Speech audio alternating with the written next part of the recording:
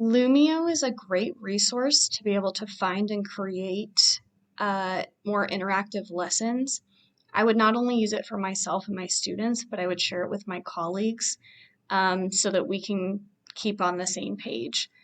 Some of the things that are up here, if you're on the Lumio library, you can do mental wellness activities. There are different manipulatives you can choose from, STEAM projects. I've been a big fan of the coding recently, so being able to actually manipulate the board.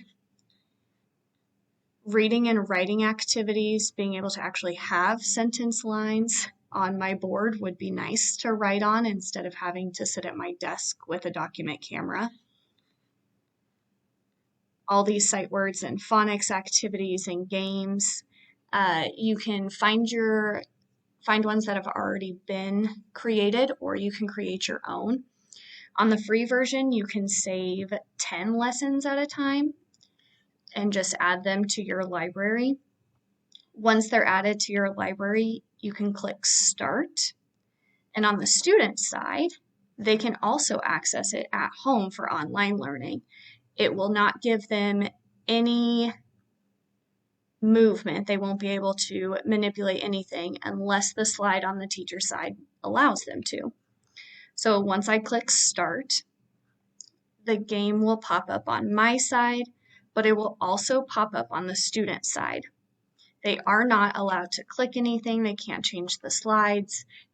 They can't do anything without my permission. On the teacher's slide, I can move through my lesson. I can manipulate. Again, it depends on what the settings are.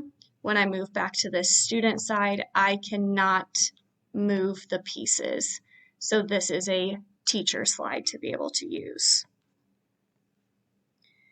But on ones like this, where it has open dashboard and model the activity, I can model the activity on how it works to do it as a whole group, as a whole class, or I can allow the students, once I move to that slide, to do it on their own.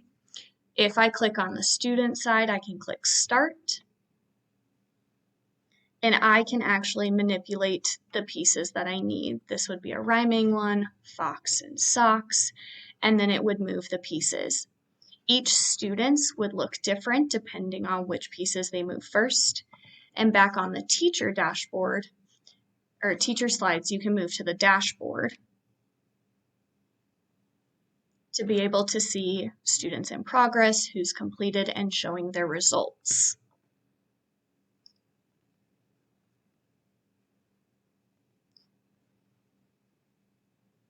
Once the students complete theirs, you should be able to see the results.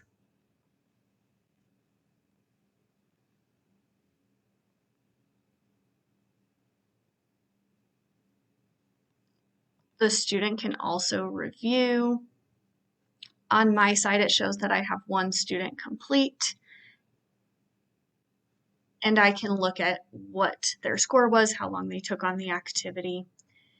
And I think that this is just a great way to get the students to be interactive. I could use this within the classroom to have them follow along and do the lessons with us, to be able to interact.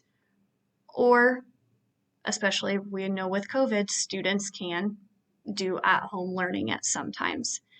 So this is all ways that I would use this, and I think that makes Lumio a great resource.